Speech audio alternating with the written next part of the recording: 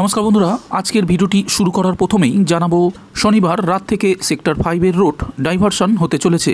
Metro রেলের কাজের জন্য এই সিদ্ধান্ত বলে জানালেন বিধাননগর ডিসি ট্রাফিক ইন্দিরা মুখোপাধ্যায়।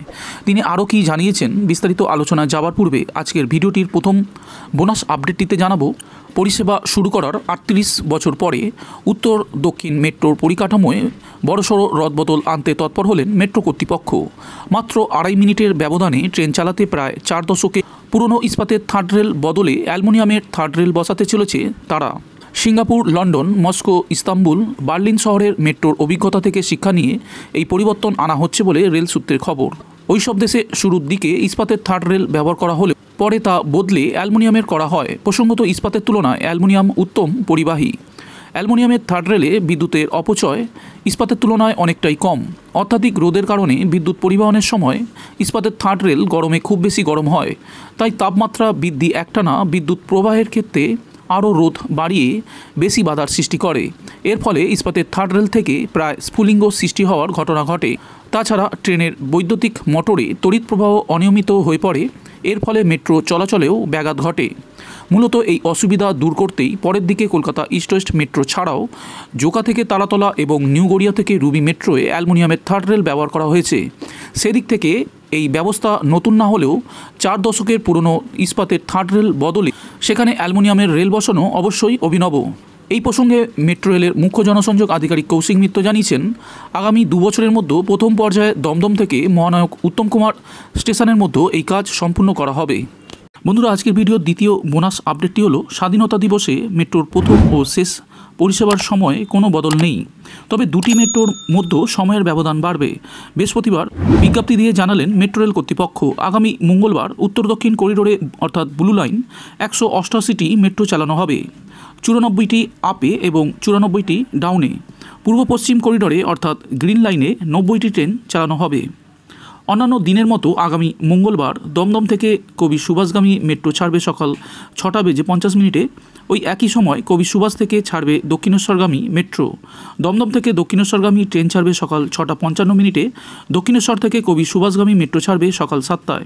বাকি দিনের মতো দক্ষিণেশ্বর থেকে কবি সুভাষগামী শেষ মেট্রো ছাড়বে রাত 9:28। দমদম থেকে কবি সুভাষগামী শেষ মেট্রো ছাড়বে রাত 9:40। ওই একই সময় কবি সুভাষ থেকে ছাড়বে দমদমগামী শেষ মেট্রো। কবি সুভাষ থেকে দক্ষিণেশ্বরগামী শেষ মেট্রো ছাড়বে রাত 9:30। অন্যদিকে শিয়ালদা থেকে সল্টলেক সেক্টর 5গামী মেট্রো চলবে 6:55 থেকে বাকি দিনের মতোই। আর সেক্টর 5 থেকে শিয়ালদার উদ্দেশ্যে মেট্রো চলাচল শুরু হবে সকাল 7টায়। শিয়ালদা থেকে সল্টলেক সেক্টর 5-এর শেষ মেট্রো ছাড়বে রাত 9:35। আর সল্টলেক সেক্টর 5 থেকে শিয়ালদার উদ্দেশ্যে শেষ মেট্রো ছাড়বে রাত 9:40। বন্ধুরা, এরপর আসি আজকের ভিডিওর শেষ আপডেটটির দিকে। শনিবার রাত থেকে সেক্টর 5-এর রোড ডাইভারশন হতে চলেছে। মেট্রো রেলের কাজের জন্য এই সিদ্ধান্ত বলে জানালেন Bidhannagar DC traffic Indira Mukhopadhyay. Technopolis মোড়ের আগেই মেট্রোর কাজ হচ্ছে। সেই কাজের জন্যই কলকাতা যাওয়ার রাস্তা বন্ধ করে দেওয়া হবে আগামী 6 মাসের জন্য। কলকাতা যাওয়ার জন্য আলাদা রাস্তা দিয়ে যাতায়াত করার আবেদন জানায় Bidhannagar police commissionerate. Bidhannagar police কমিশনারেটের ডিসি ট্রাফিক ইন্দিরা মুখোপাধ্যায় জানিয়েছেন, টেকনোপলিস স্টেশনে মেট্রোর কাজ চলছে। 1 সপ্তাহ হয়ে গিয়েছে এখানে কাজ শুরু হয়েছে। এখনও রাস্তা বন্ধ করা হয়নি মেট্রো কর্তৃপক্ষের পক্ষ থেকে, কিন্তু আগামীকাল থেকে মেট্রো রেল কর্তৃপক্ষের পক্ষ থেকে টেকনোপলিসের সামনের রাস্তা বন্ধ করে দেওয়া হবে। এই রাস্তাটা এয়ারপোর্টের দিক থেকে সল্টলেকের দিকে যারা আসে তাদের জন্য প্রযোজ্য। এই রাস্তা দিয়ে যারা যান তাদের জন্য ডাইভারশন করা হচ্ছে। নিউ টাউনের নারকেলবাগান মোড় থেকে MR ধরে চিংড়িঘাটা দিয়ে যেতে পারে কেউ, আবার সল্টলেকের দিকে যেতে গেলেও যেতে পারবে।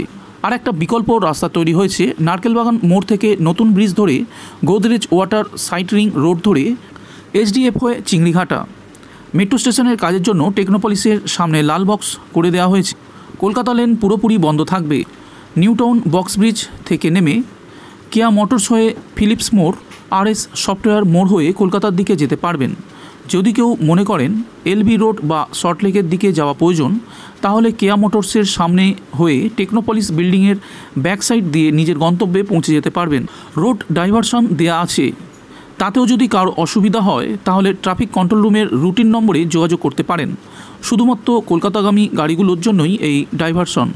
এয়ারপোর্টগামী রাস্তার কোনো পরিবর্তন এখন হচ্ছে না, যাতে কোথাও কোনো সমস্যা না হয় সেজন্য অতিরিক্ত পুলিশ ব্যবস্থা করা হয়েছে। শনিবার রাতে ডার্বি ম্যাচের পর থেকেই বন্ধ করে দেওয়া হবে এই রাস্তা।